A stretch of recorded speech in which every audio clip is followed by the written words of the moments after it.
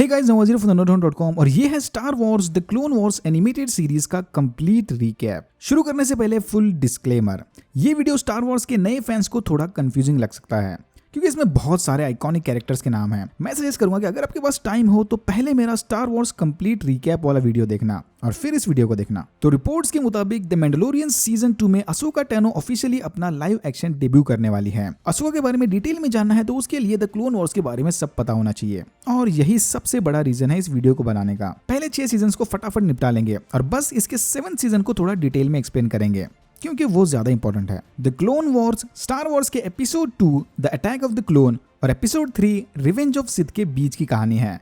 इसकी शुरुआत होती है एनाकिन स्काईवॉकर और उसकी नई पदवान यानी स्टूडेंट अशोका से। सीजन 1 का मेन फोकस होते हैं सेपरेटिस्ट यानी सिस्टम के खिलाफ अपनी मनमानी करने वाले, जिन्हें एक्स जेडाई काउंट डू को लीड कर रहे हैं। सेपरेटिस्ट एक बाउंटी हंटर कैट बेन को हायर करके उसकी मदद से फोर्स सेंसिटिव बच्चों को किडनैप करने का प्लान बनाते हैं। फोर्स सेंसिटिव मतलब वो लोग जो फोर्स की पावर को यूज कर सकते हैं। एनाकिन और उसके जेडाई साथी कैट बेन को ढूंढकर उसका प्लान नाकाम करते हैं। सीजन 2 के दौरान हमारी मुलाकात होती है प्लानेट मैंडलोर और उसके निवासियों से। मैंडलोर मतलब द मैंडलोरियंस का प्लानेट। मैंडलोर में सिविल वॉर चला है जहां डेथ वॉच नाम का एक आतंकवादी ग्रुप मैंडलोर की रानी डचस्तीन की जान के पीछे पड़े हैं। फिर ओबी-वैन डचस्तीन की सुरक्षा करने और उसकी मदद करने मैंडलोर जाता है, जहां इन्हें पता चलता है कि मैंडलोर में चले इस सिविल वॉर के पीछे भी सेपरेटिस्ट का हाथ है। इधर हम ये भी जानते हैं कि ओबी-वैन और डचस्तीन के बीच किसी जमाने में प्यार वाला कनेक्शन था। अचानक सेपरेटिस्ट डेथ वॉच का साथ छोड़ देते हैं और उसी के साथ उनका मैंडलोर पर कब्जा करने का प्लान भी मिट्टी में मिल जाता है। इसी दौरान बोबा फेट अपने पापा जैंगो फेट की मौत का बदला लेने मास्टर विंडू पर हमला करता है, बट उसे मार नहीं पाता।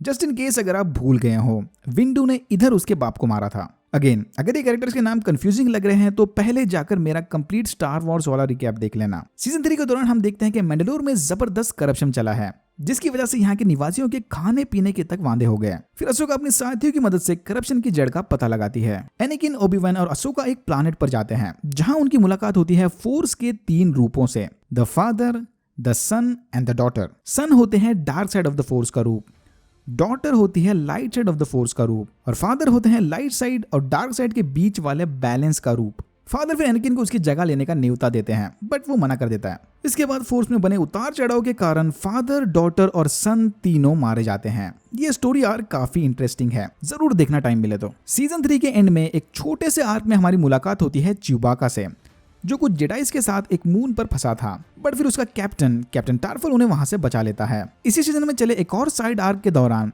इकोनॉमी एक क्लोन ट्रूपर मर जाता है। ये चीज इंपॉर्टेंट है, इको नाम याद रखना। सीजन 4 स्टार वॉर्स के अंडरडॉग्स पर फोकस करता है, जहां हमारे unsung heroes R2-D2 and C-3PO एक प्लैनेट को तबाही से बचाते हैं, लुटेरों से बचाते हैं, जनरल ग्रीवियस से लड़ते हैं और अपना एक रोबोट रिवॉल्यूशन भी शुरू करते हैं। सो हाँ, एक स्पेशल आर्क हमारे फेवरेट ड्रॉइड्स के लिए। सीजन 4 के आखिर में हमारी मुलाकात होती है डार्थ मॉ से, जो किसी तरह ओबी-वैन के आधा काटने के बाद भी जिंदा बच गया था अपनी dark side of the force और ओबी-वैन के खिलाफ नफरत की वजह से। डार्थ मॉ पूरी तरह से रिकवर होता है और ओबी-वैन से बदला लेने निकल पड़ता है। सीजन 5 में डार्थ मॉ और डेथ वॉच का लीडर साथ मिलकर मैंडलोर पर कब्जा करने का प्लान बनाते हैं। फिर ये दोनों अपनी आर्मी के साथ मिलकर मैंडलोर पर हमला करके उस पर कब्जा करने में कामयाब होते हैं। मैंडलोर पर कब्जा होते ही डार्थ मॉ डेथ वॉच के लीडर को मार के अपने आप को मैंडलोर का नया राजा घोषित करता है। अपनी पुरानी दुश्मनी निपटाने मॉ डचस्तीन को बंदी बनाकर ओबी-वैन को मंडलोर पर आने के लिए मजबूर करता है। ओबी-वैन के मंडलोर पर पहुंचते ही ये उसकी आंखों के सामने डचस्तीन को मार देता है। डचस्तीन ओबी-वैन की बाहों में अपना दम तोड़ देती है। मैं और मेरे प्रोनाउंसिएशन, आई मीन डचस्तीन ये भी ठीक है। और फिर मॉ ओबी-वैन को भी अपना बंदी बनाता है। डेथ वॉच की खिलाफत करने वाले किसी तरह ओबी-वैन को मॉल के कैद से छुड़ा लेते हैं और फिर पल्पतीन इसकी छानबीन करने मैंडलोर आता है। पल्पतीन यानी डार्थ सीडियस फिर मॉ को लड़ाई में हरा देता है और उसे धमकाता है कि किसी दिन तुम मेरे फिर काम आओगे, सो बी प्रिपेयर्ड। सीजन 5 के आखिर में जेडाई टेंपल में बॉम्ब ब्लास्ट होता है और इसका सारा इल्जाम अशोका के सर पर आता है, बट फिर एनाकिन ने अपनी पर्सनल छानबीन करके अशोका को बाइज्जत बरी कर देता है। असली गुनहगार पकड़ा गया और अशोका फिर से आजाद हो गई। लेकिन इस सारी सिचुएशन के बाद अशोका नाराज होकर जेडाइस की टीम को ज्वाइन करने से इनकार करती है और वो अलग अपने रास्ते में निकल जाती है। सीजन 6 की स्टोरी फोकस करती है जार जार बिंग और मास्टर विंडू के कैरेक्टर्स पर। इसमें इनकी एक इंटरेस्टिंग स्टोरी आर्क है, जहां जार जार और विंडू जाके एक रानी को बचाते हैं। इसी दौरान जेडाइस को पता चलता है कि क्लोन आर्मी को बनाने का ऑर्डर काउंट डूको ने दिया था। क्लोन आर्मी मतलब क्लोन्स की आर्मी।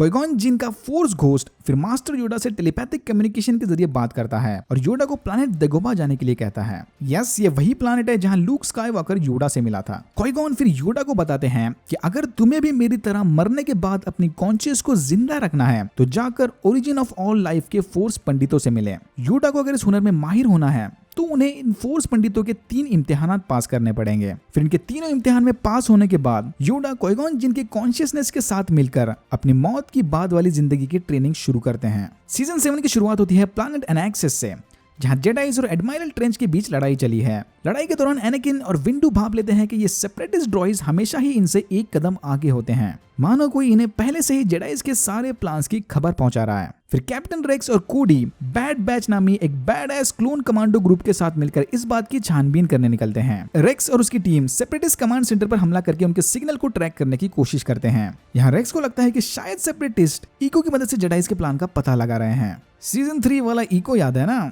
वेल, वो जिंदा है, बट वो दुश्मन की मदद क्यों करेगा? तो रेक्स को भी पूरा यकीन है कि इको जिंदा है। फिर एनाकिन और बैड बैच के साथ मिलकर इको का सिग्नल ट्रैक करते हुए वाट टेम्बोर के अड्डे पर पहुंचता है। ये लोग इको को जिंदा लाश बनाकर उसे कंप्यूटर की तरह यूज कर रहे हैं। I mean, सिर्फ उसके दिमाग को। एनाकिन और उसके साथी किसी तरह इको को यहाँ से लेकर भाग जाते हैं और फिर लोगों की मदद से वाट टेम्बोर की भेजी फौज को भी हरा देते हैं। फिर ये सारे इको को लेकर वापस एनाक्सिस पर आते हैं, जहाँ इको अपने अंदर लगे साइबरनेटिक इम्प्लांट्स की मदद से लड़ाई में जेडाइज की मदद करता है। चलो, ये तो साबित हो गया कि इतने टाइम सेपरेटिस्ट के कंट्रोल में रहने के बावजूद भी इको अपनी वफादारी नहीं भूला। लड़ाई में हारने के बाद ट्रेंच एनाक्सिस को तबाह करने एक बॉम्ब एक्टिवेट करता है, बट समय रहते एनाकिन बॉम्ब को डिफ्यूज करके ट्रेंच को मार देता है। लड़ाई खत्म होने के बाद इको रेक्स की परमिशन लेकर बैड बैच को ज्वाइन करता है। फिर हम देखते हैं कि जेडाइज को छोड़ने के बाद अशोका की लाइफ में क्या चला है। अशोका की मुलाकात होती है ट्रेस मार्टिज नामी एक मैकेनिक से। अशोका ने हाल ही में अपना स्पीडर क्रैश कर दिया था, बट अब क्योंकि ट्रेस एक मैकेनिक है, वो अशोका की मदद करने के लिए तैयार होती है। फिर कुछ बदमाश आकर ट्रेस से उधारी का पैसा मांगते हैं,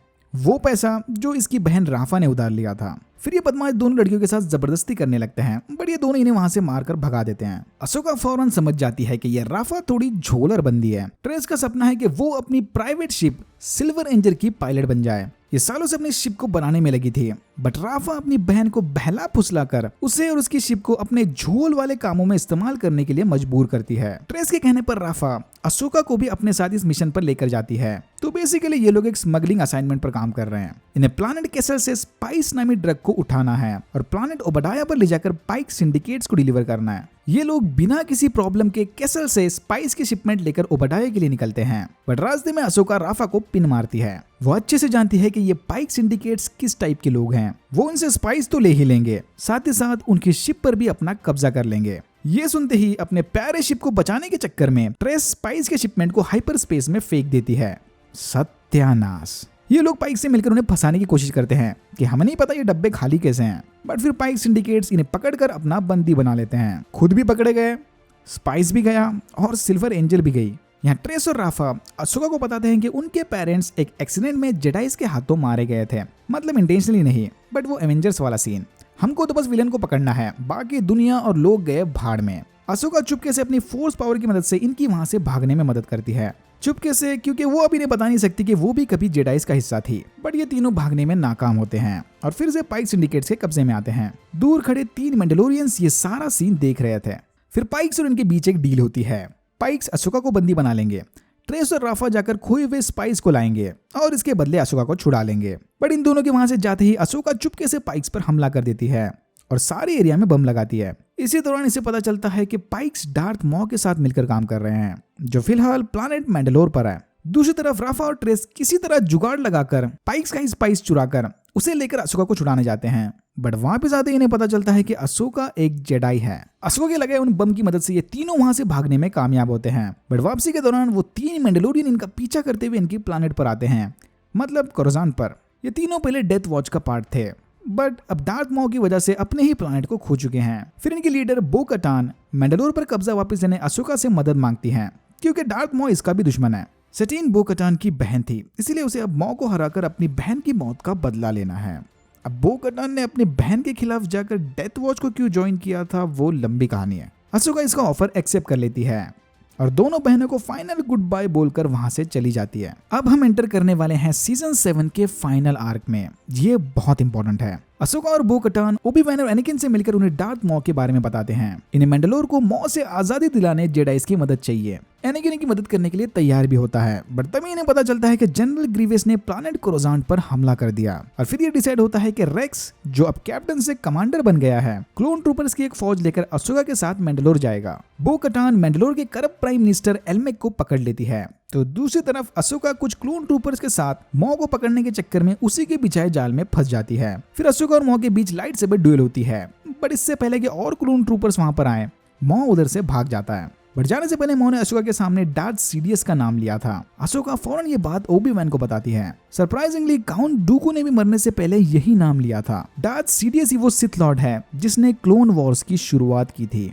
इससे पहले कि अशोका और बो कटान एल्मेक से कुछ इन्फॉर्मेशन उगलवाएं, मॉ का भेजा कमांडर सैक्सन उसे मारकर भाग जाता है। फिर से एक बार मॉ और अशोका एक दूसरे के आमने सामने आते हैं, जहां मॉ इसे अपनी सारी प्लानिंग बता देता है। इस सब के पीछे मॉ का बस एक ही मकसद था, मैंडलोर पर कब्जा करके किसी तरह एनाकिन को यहाँ पर लेकर आना और उसे लड़ाई में हराकर मार देना। एनाकिन क्यों? क्योंकि वो जानता है कि डार्थ सीडियस एनाकिन को अपना नया अप्रेंटिस बनाने की प्लानिंग कर रहा है और वो उसे मारकर सीडियस से बदला लेना चाहता है। अपने मास्टर के बारे में ये अनाप शनाप सुनने के बाद अशोका गुस्से में मॉ पर हमला कर देती है। लड़ाई में मॉ हार जाता है, बट अशोका इसे मारने की बजाय उल्टा इसकी जान बचाकर उसे पकड़ लेती है और इसी के साथ मैंडलोर भी आजाद हो गया। अशोका मॉ को पकड़कर उसे जेडाई काउंसिल के हवाले करने वाली थी, बट तभी सब कुछ उल्टा पुल्टा हो जाता है। डार्थ सीडियस ऑर्डर 66 को एग्जीक्यूट करता है, जिसके चलते सारे क्लोन ट्रूपर्स अपनी पार्टी बदलकर जेडाइस पर हमला करते हैं। तो बेसिकली डार्थ सीडियस ने सारे क्लोन ट्रूपर्स के दिमाग में एक कंट्रोलिंग चिप लगाई थी, जिसकी मदद से ऑर्डर 66 का नाम सुनते ही वो अपनी पार्टी बदल देंगे। अगर इसके बारे में और जानना है तो मेरा ये ऑर्डर 66 पर बनाया स्पेशल वीडियो देखना। ओके, तो सारे ट्रूपर्स अपना कंट्रोल खोकर अब जेडाइस पर ओपन फायर करते हैं, यस इंक्लूडिंग रेक्स, क्योंकि वो भी एक क्लोन ही तो है। तभी अशोका इन क्लोन ट्रूपर्स का ध्यान भटकाने मॉ को आजाद करती है और कुछ ड्रॉइड्स की मदद से रेक्स के दिमाग से वो कंट्रोलिंग चिप निकाल देती है। रेक्स अब सीडियस के कंट्रोल से छूट गया। इसी दौरान अशोका को फील होता है कि धीरे धीरे एनाकिन स्काईवॉकर अब dark side of the force की ओर खींचा चला जा रहा है। समझ रहे हो ना? ये सब स्टार वॉर्स एपिसोड 3 यानी रिवेंज ऑफ द सिथ के पैरेलल में चला है, जिसके एंड में एनाकिन स्काईवॉकर ओबी-वैन से हारने के बाद डार्थ सीडियस के साथ मिलकर डार्थ वेडर बन जाता है। फिर इनकी शिप एक मून पर क्रैश हो जाती है, बट डार्थ मॉ, अशोका और रेक्स किसी तरह क्रैश से बच जाते हैं। डार्थ मॉ अपने अलग रास्ते पर निकल गया। शिप के क्रैश होते ही अशोका और रेक्स मरे हुए क्लोन ट्रूपर्स का अंतिम संस्कार करते हैं, क्योंकि टेक्निकली उन्होंने जो भी किया उस पर उनका कोई कंट्रोल नहीं था। वहां से जाने से पहले अशोका अपने एक लाइट सेबर वहीं फेंक देती है, इंडिकेटिंग कि उसने ऑफिशियली और फाइनली एनाकिन स्काईवॉकर और जेडाइस को छोड़ दिया। इसके कुछ दिनों बाद सेम उसी जगह पर डार्थ वेडर आकर अशोका की छोड़ी उस लाइट सेबर को उठाता है। अगर आपने इसके सारे सीजन्स एपिसोड बाय एपिसोड देखे होते तो आपको भी समझ आता है कि ये सीन कितना पेनफुल है। अशोका और एनाकिन स्काईवॉकर अब हमेशा हमेशा के लिए एक दूसरे के खिलाफ हो गए हैं और यहाँ होता है सीजन 7 खत्म। आई नो कुछ लोग क्या सोच रहे होंगे, अरे मैंडलोरियन टीवी शो में तो दिखाया था कि मैंडलोरियंस अपना हेलमेट कभी नहीं उतारते, इसमें तो बो कटान जब चाहे तब अपना हेलमेट निकाल रही थी। ये क्या सीन है? वेल ऑनेस्टली मुझे नहीं पता, मैंने भी ये हेलमेट कभी ना उतारने वाला रूल पहली बार मैंडलोरियन शो में ही देखा था। लेट्स सी, शायद सीजन 2 में सब क्लियर हो जाएगा। Anyways that's it for now. अगर आपको वीडियो अच्छा लगा तो please like, share and subscribe for more videos like this. मैंने ऐसे और भी वीडियोस बनाए जिनके लिंक्स आपको डिस्क्रिप्शन बॉक्स में मिल जाएंगे। Thank you very much for watching and I am hoping to see you in my next one.